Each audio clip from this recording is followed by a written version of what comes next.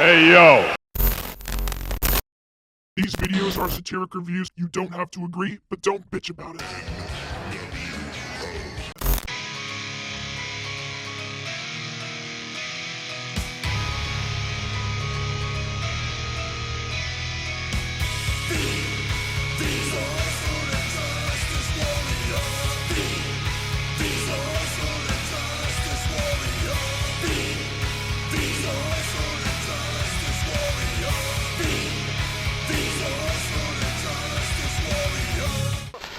I hate this channel. Hey guys, it's me, Infuso here. And so here's the deal. I made this series of videos where I talked about the worst members of the NWO. It was supposed to be a 3-part series. You saw parts 1 and 2. Never bother uploading part 3. So I decided it'd be best for your viewing pleasure for me to just compile them all together and then go out of my way to add some more in to make this one big list of the absolute worst members of the NWO. Now, the faction was pretty grand in size and scale, so if I missed out on a couple names that you think deserve to be brought up, let me know in the comment section below. That is what it's there for anyway. One of the largest groups the industry has ever seen, both in terms of star power and numbers. There were at one point so many men in this group that they had to be separated into 2 separate factions. Twice. Overall, throughout the group's run, they had over 60 members in their stable. And that's not a group! That's a roster! So with so many members throughout their run, you can imagine that not every one of them were exactly needed, or necessary, or good.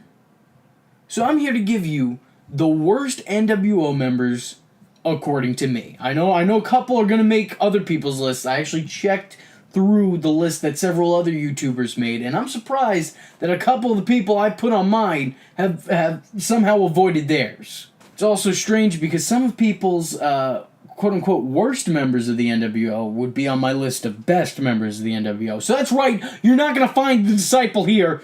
How dare you? How dare you? Show some respect!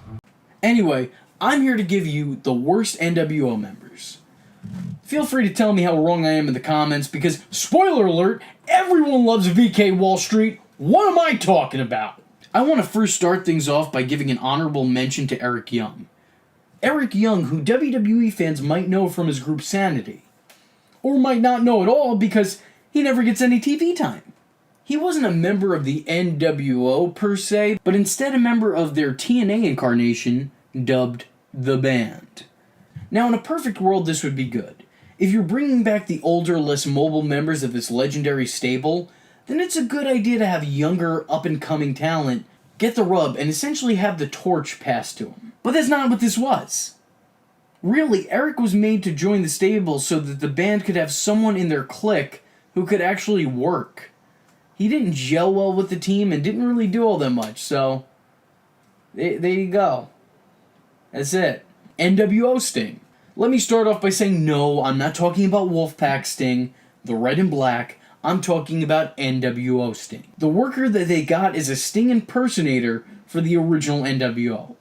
And while yes, I'm aware that he made a name for himself in Japan as a member of NWO Japan, I'm talking about here in the States, the group's original incarnation. He was pointless. Yes, he played a vital role in turning Sting into NWO's #1 enemy and kicking forth the Crow character that so many people love, myself included. He was brought on board to fool fans and roster members alike to think that Sting was now working with the enemy, which would eventually culminate in a match at War Games which saw their fake Sting, or Stink as many people would affectionately call him, meet face to face with the actual Sting. This would end with everyone realizing the ruse and who the real Sting was. Past that, there was no reason for the character to stick around on TV for a couple more years.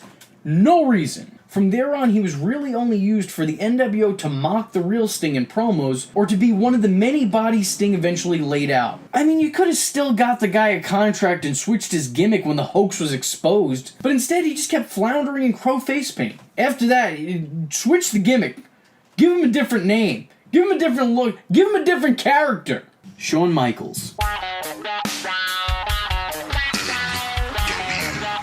Being that a decent portion of members of the NWO faction were actually members of the clique, a group of guys that, well, just clicked, you would think that Shawn Michaels' arrival in the group would be the perfect fit, especially given Shawn Michaels' on and off-screen attitude and the type of show no mercy, take no bullshit promos he'd given at the dawn of the Attitude Era. This guy had NWO written all over him. Unfortunately, when he did have NWO written on him in the then WWF, it was cringe-inducing at worst and yawn-worthy at best. The first mistake came in Michaels still entering to his Sexy Boy song, rather than the classic NWO theme, accompanied of course by his old man stripper strut. Oh yeah, that's what I think of when I think the NWO.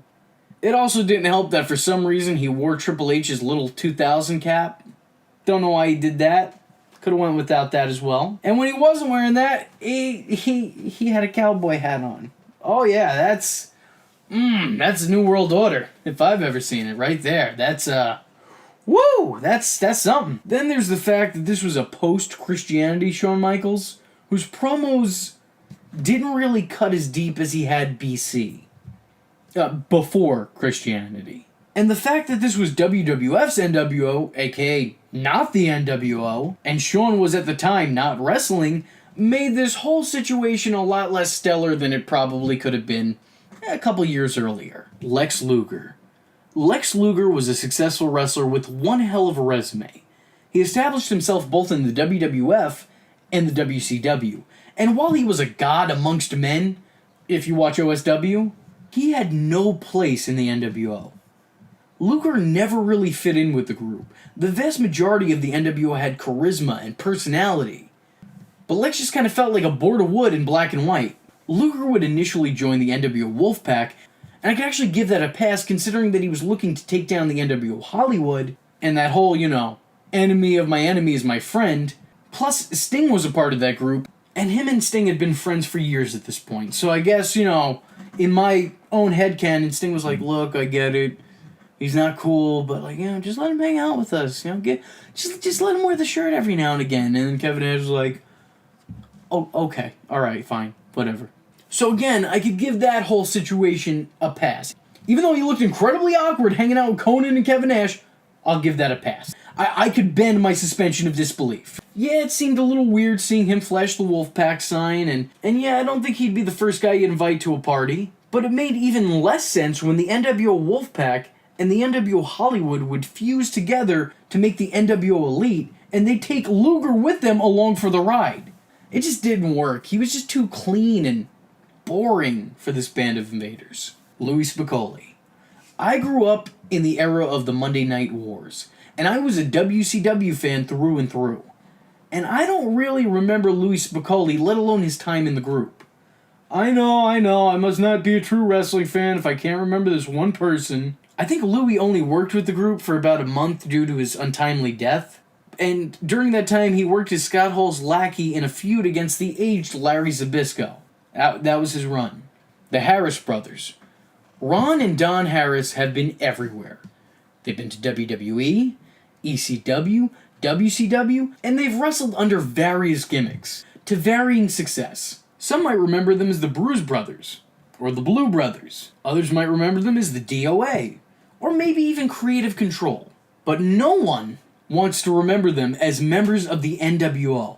They were two guys who were utilized more as props and warm bodies in a roster big enough to fill a small city. They'd finally wrestle under their real names when acting as Jeff Jarrett's bodyguards in the NWO 2000. And yeah, sure, this was a terrible incarnation of the team, but their inclusion to the group has to be seen at least as a small reason as to why. The two demonstrated no real personality, and as usual, were relegated to the background of promos and front and center for group beatdowns. I think they could have worked fine being Jeff Jarrett's bodyguards on their own, but when it all came together for the NWO 2000, it wasn't good.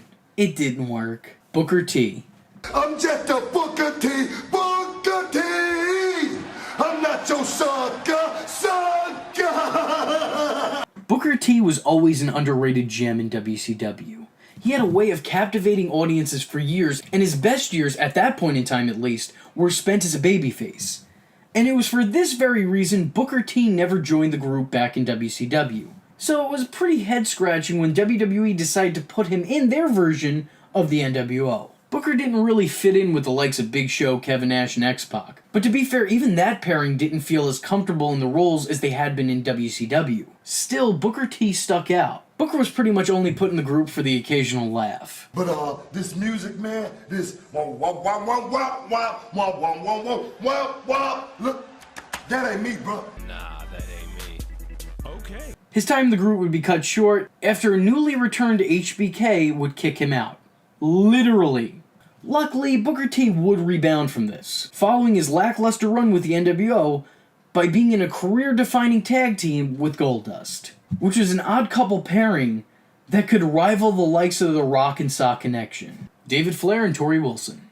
David Flair was the son of one of the greatest of all time, that being Ric Flair. And that had to be hard on him, as simply because of his DNA, he was expected to be the second coming of the Nature Boy. And WCW even tried to run on that train of thought. But luckily for all of us, they got off track. Shortly into his run with WCW, he'd find himself in a feud with the NWO by virtue of being a Flair. He would, however, turn on his father in order to join and become an official member of the NWO Elite, which really makes the term elite seem entirely meaningless. Along with him, he brought his girlfriend Samantha, better known to us as Torrie Wilson. Outside of the shock of his initial turn, which had lukewarm reception at best, there was no real reason for his inclusion into the group. It didn't do him any favors, it didn't do her any favors, and it didn't do the group any favors. This was a clean L all around. It was clear that David was very out of his element, and probably outside his range of comfortability, even as he spent his brief time as a member in the background. Disco Inferno.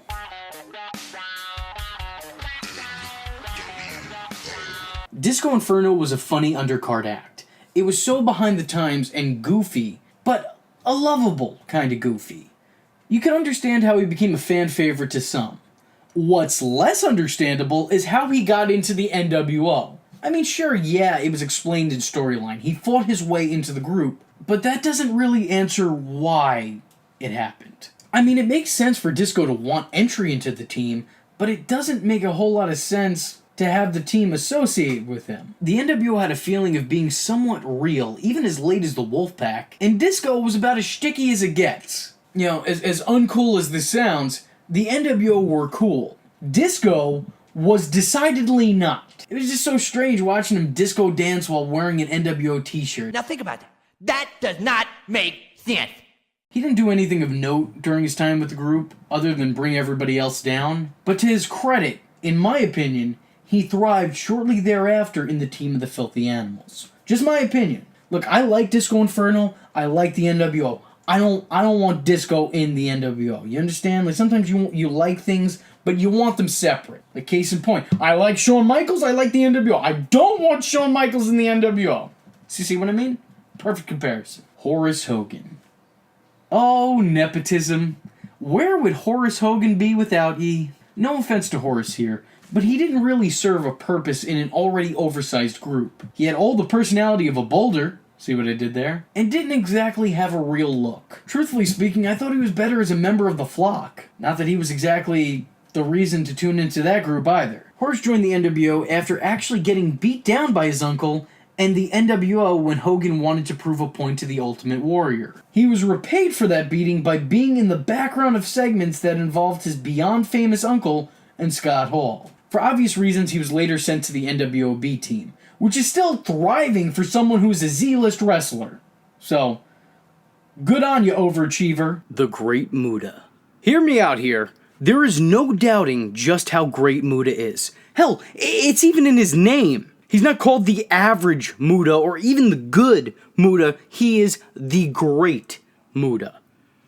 And for good reason. While I'm not gonna claim to be an expert on Japanese wrestling, because I'm not, I will say next to all of the Muta matches I've seen have either impressed me or at the very least entertained me. The guy is a f***ing legend. However, he just didn't fit in the NWO. As a viewer with limited knowledge on Muta, I'd still have to say that him joining the group just to fill out its roster seems like a major downgrade. The guy should have been nowhere near this gimmick. And the makeup was also really lame. I was not a fan. But hey, if it's any consolation, this was just as bad as Muta serving as Vampiro's flunky in the Dark Carnival. You bastards teamed the Great Muta up with ICP. I'm pretty sure that that's a war crime. I'm going to give another honorable mention to the Pope.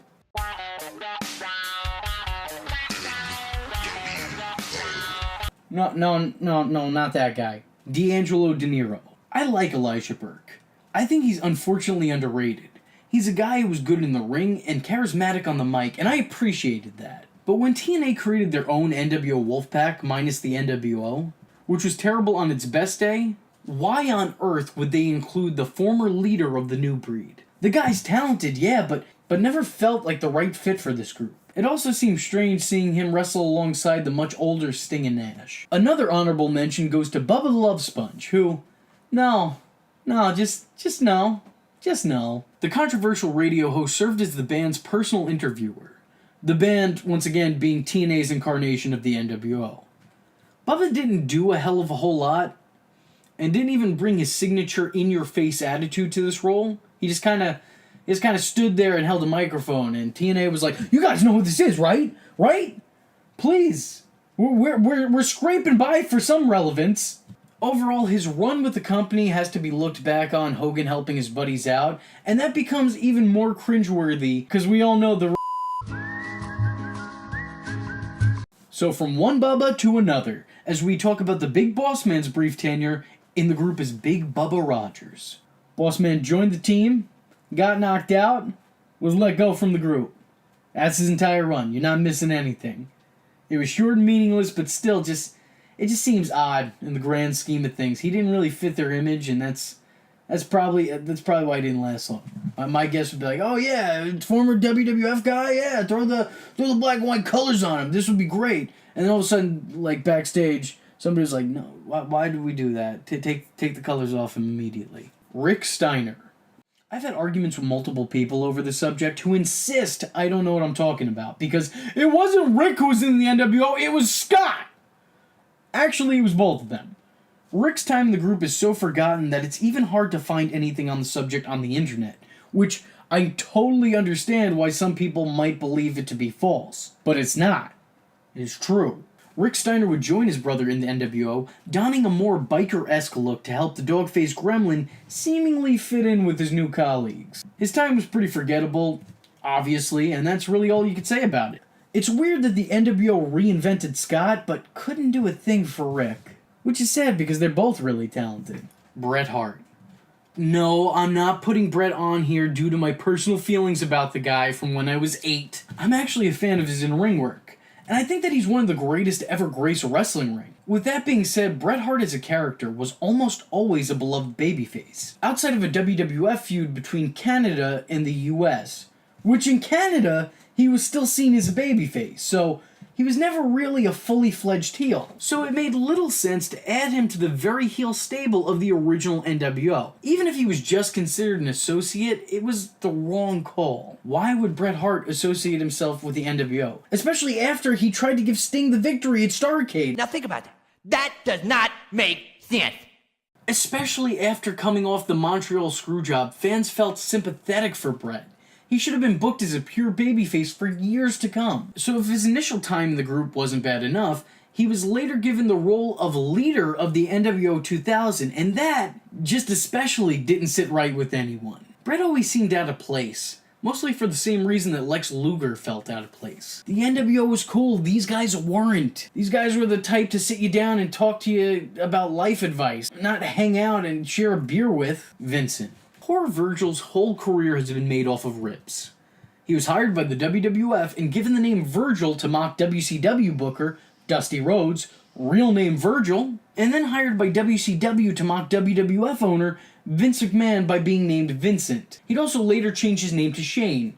Because of course he would. Vincent was just a part of the background. He was another body in the brand. Another guy to stand around wearing the NWO shirt. He was named the group's bodyguard despite being smaller than everyone else in the faction outside of X-Pac. And he didn't do much of anything. He barely wrestled, only having one pay-per-view match ever against Stevie Ray. Vincent would of course become a member of the B-Team because he sucked. His only real reasons for being associated with the brand is because Ted DiBiase was, and for the initial pop the audience would give for his arrival in WCW.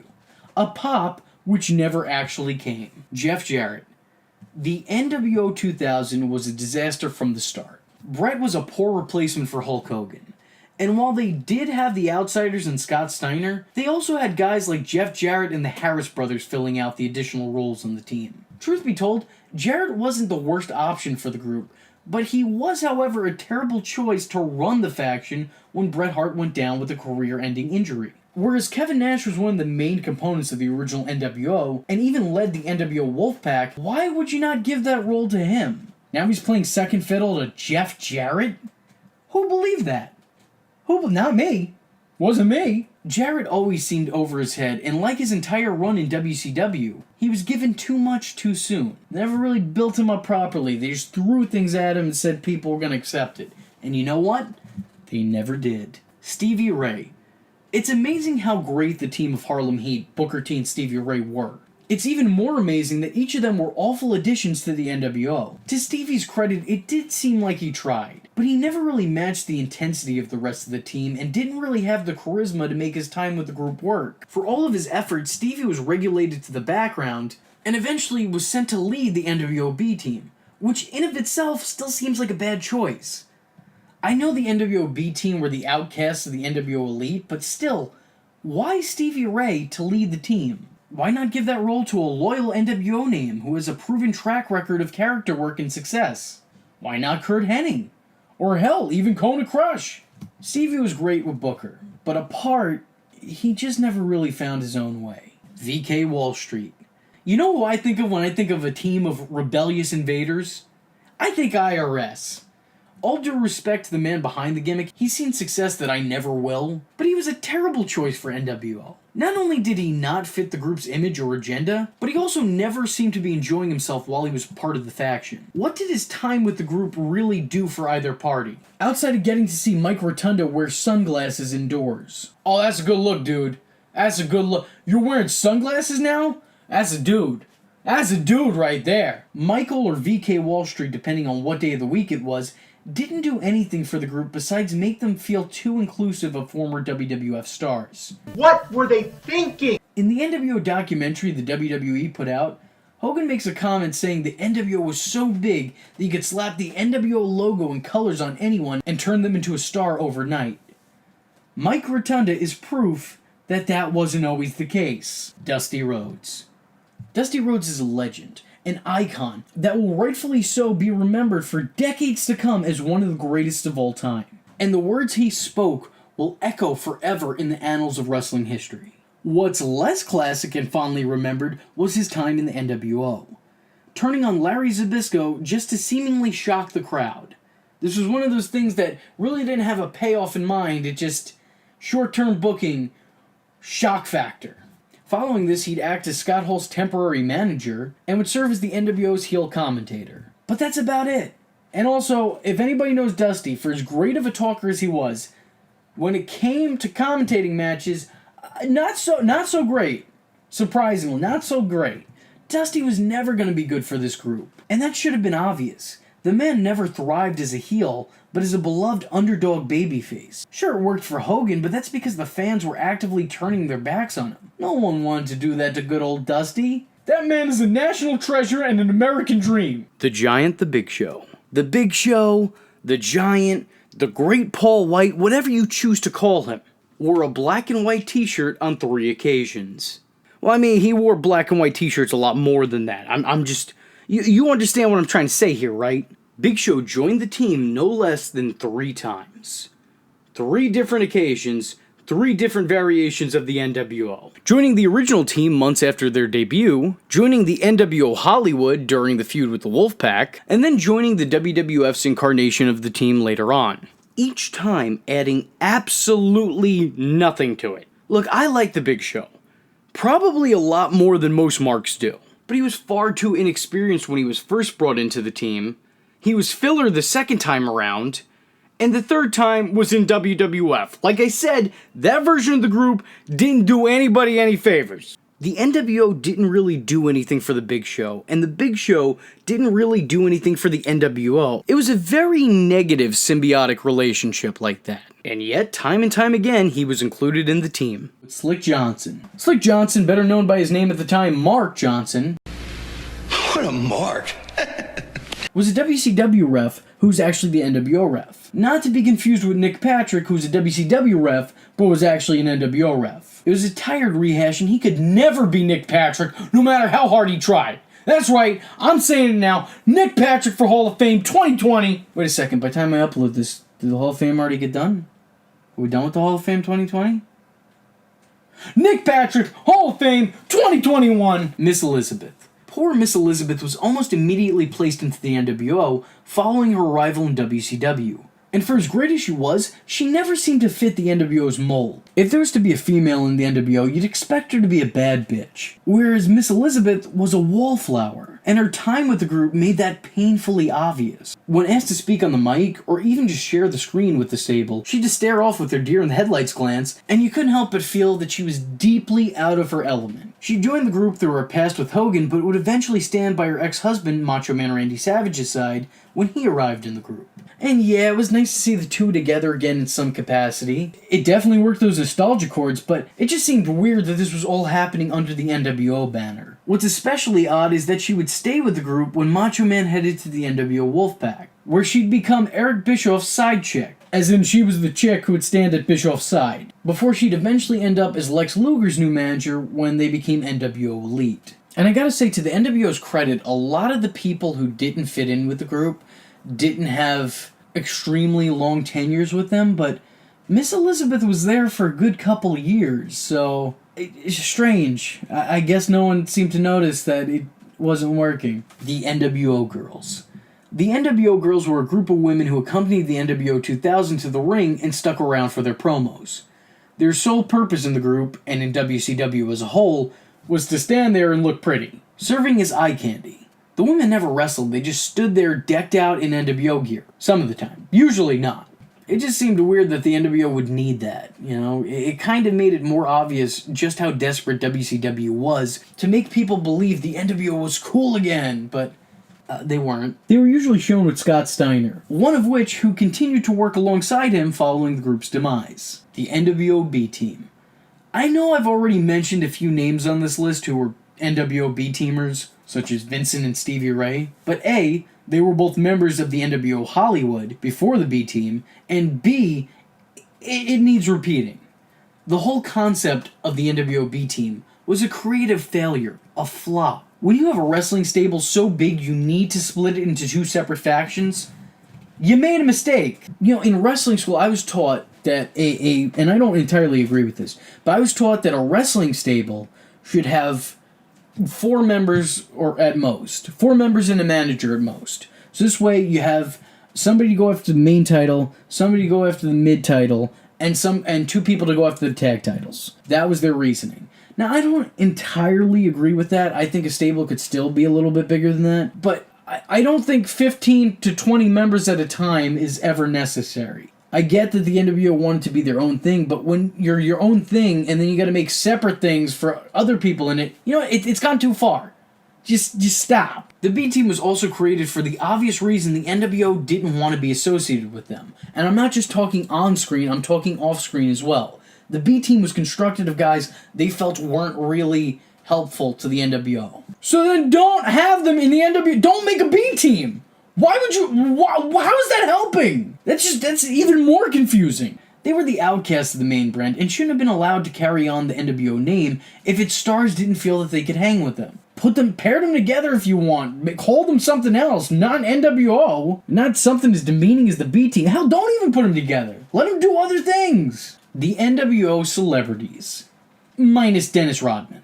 Wrestling loves to cross over into other media, and also likes for other media just to take notice of it. That's why the NWO invaded The Tonight Show.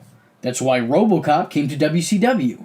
That's why Raw had guest general managers. And that's why the NWO had celebrity members, all of which were terrible, outside of Dennis Rodman. Once again, he was perfect. And while Rodzilla helped legitimize the stable as a part of pop culture, all the others kinda did the opposite. Outside of Dennis Rodman, the NWO invited Kyle Petty, a NASCAR driver who would drive the NWO race car. He also had the personality of a cardboard cutout.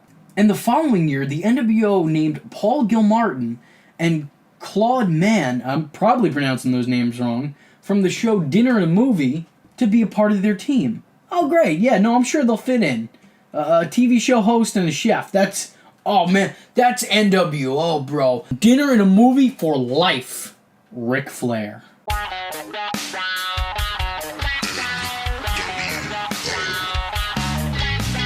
Though it was only for a brief amount of time in its WWF incarnation that saw Flair as a member of the Black and White, it's still worth noting that it was a bad idea. Rick was everything the NWO stood against, both symbolically and literally. He'd always been known to feud against the team, whether he had his horsemen by his side or it was a family affair. Any interaction Rick had with the team prior to his signing of the WWF was as its rival. Here, however, he served as the general manager of Raw, who would occasionally unleash the NWO on those who angered him, most notably Stone Cold Steve Austin. It sure was a strange time to be a wrestling fan between hearing that Nate was feuding with the creator of Austin 316 and seeing people walk into arenas holding NWO Woo! signs. His time in the group is mostly forgotten, either for it being a complete betrayal of his character, or for just how short-lived it was. Eric Cannon.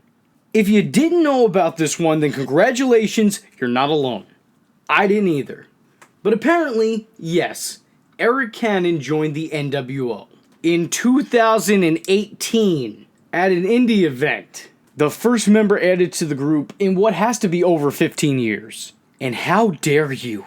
How dare you dig up the corpse of this dead horse only to beat it once more? All due respect to everybody involved, but holy crap, in 2018, I don't want the NWO to do anything. Except for maybe going to the Hall of Fame. Outside of that, nothing. Awful. Terrible. Horrible. Inconceivable. Obviously, nothing really came out of this, and this was done just to pop the crowd, but holy crap, there are better ways to do that. This is terrible. And there you go. Finally, that was all of the worst NWO members. So let me know in the comments what you thought of this full list. Let me know who you think should have made the cut but didn't. And tell me who you think I'm wrong about. Because I know there's someone out there who's like, Disco Inferno was an integral part of the team, and you don't know what you're talking about. And I know that there's someone out there, because that person is Alan. That's right, Black Friend Alan wants to tell me Disco Inferno was a good part of the NWO. Fuck out of here. How dare you bring that shit to my channel? How dare you? Well, let me tell you something, brother. You're watching the Social Injustice Warrior, V Infuso's channel, dude. So if you like the words that came out of his mouth hole, and you too want to become a V-tard, don't forget to like and subscribe, and click that little bell icon to get updates and notifications. Ooh, tell him what up, Mach. Ooh, yeah. Follow the man on Twitter, yeah, because we all know it's not stalking if it's on the internet, yeah. Join the madness by joining the Discord, and if you have a moment of time and a free $1 to spare, head over to the SIJW's Patreon, dig it, where you can request videos, get exclusive videos, and early access to content, yeah. Or go down to PayPal, where you can buy the shirts, brother. But most importantly, just remember, if you're not tuning in, then you're missing out.